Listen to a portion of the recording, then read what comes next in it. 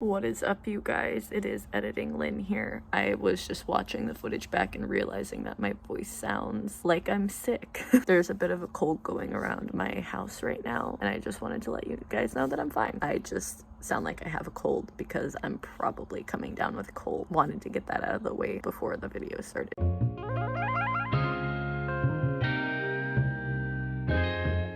Hello everyone and welcome back to my channel. If you are new here, hi, how are you? If you are coming back, thank you so much for coming back. I just want to let you know that all of my socials will be in the description, my Twitter, Instagram, Twitch, and Redbubble if you would like to support this channel. Also, I am trying to get to 10,000 subs, so if you would do that, it would absolutely blow my mind. I would love that for this community, so if you would like to do that, hit that subscribe button. And as always, like, comment, subscribe if you would like to see more LGBTQ plus content from this space right here. So let's get into the video. So today I am going to be talking about 5 ways that you can be a better ally to the LGBTQ person in your life. The reason I'm making this video is because I talk a lot about LGBT stuff on this channel, and I figured why not talk to allies as well and let them know how they can be better and more supportive and kind of things not to do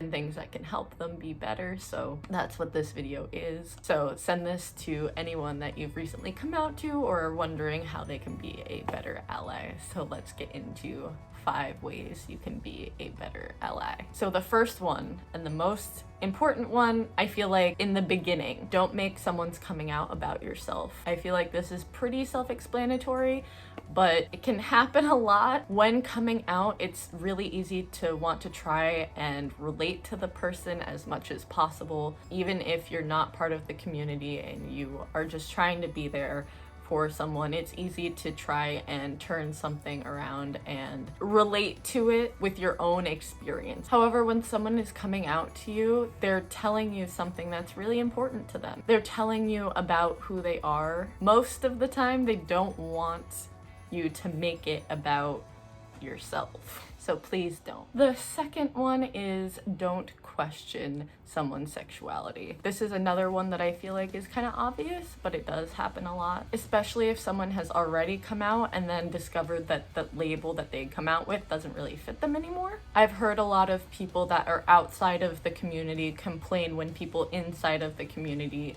switch up their labels or just trying to figure themselves out. And it's never wrong to realize that a certain label or something that you used to identify with doesn't really fit you anymore. It doesn't invalidate the experience that that person had with that label. And it also doesn't mean that the person was faking it at the time that they were identifying with that label. No one wants to hear when they're coming out or have been out and are switching another label that they're faking it or have been faking it. You don't know what that person's going through and you don't know what's going on in that other person's mind. Just don't question people's sexualities. Number 3, don't ask inappropriate questions. Yeah, that's it. That's pretty much it. That's the whole explanation for that one. Trying to talk to someone about their sex life or who they're involved with is never okay unless they bring it up to you themselves. They are not looking for you to ask about the nitty-gritty of what is going on inside of the bedroom. And queer relationships have always been over-sexualized in general, and people always have asked about queer relationships, and it gets tiring having to explain your love and your relationship to people that don't understand it. There's Google for a reason. Queer people don't owe you an explanation of how they live their life. So don't ask inappropriate questions ever. Just don't do it. Number 4, if a queer person tells you to stop doing something, please just stop. Again, this goes back to asking inappropriate questions or just diving into different things. If someone says you said something that made them uncomfortable, if there's a word that you said that they're not comfortable with, some people aren't comfortable with the word queer, some people aren't comfortable with reclaiming the word gay in a more positive way. Some people feel comfortable using the T word or the F word. I personally don't. I don't use those words. I don't feel like it's my place to reclaim those words. However, different people have different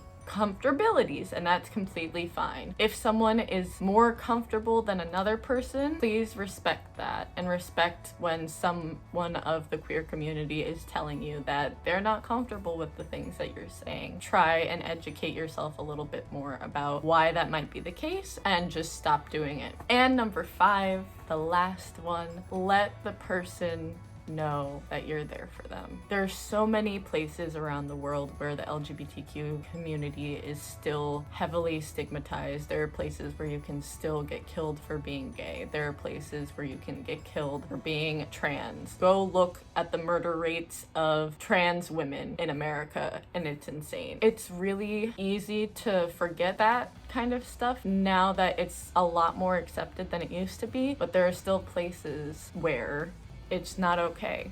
And it can even be in more progressive countries where you think that there are a lot of liberal places, but people are still getting killed for who they are. People are still getting harassed and assaulted for who they are. So making sure that you let LGBT person in your life know that you're there for them and you care about them, that you're a safe space, is one of the best things that you can do. That is all for today. I hope you enjoyed that video. Let me know if there are other ways that people can be better allies down in the comments below. I hope you enjoyed this video. I like making this video. I love talking about these kind of things. So if you want more videos like this, let me know. I hope you have a good rest of your day, and I'll see you in the next video. Bye!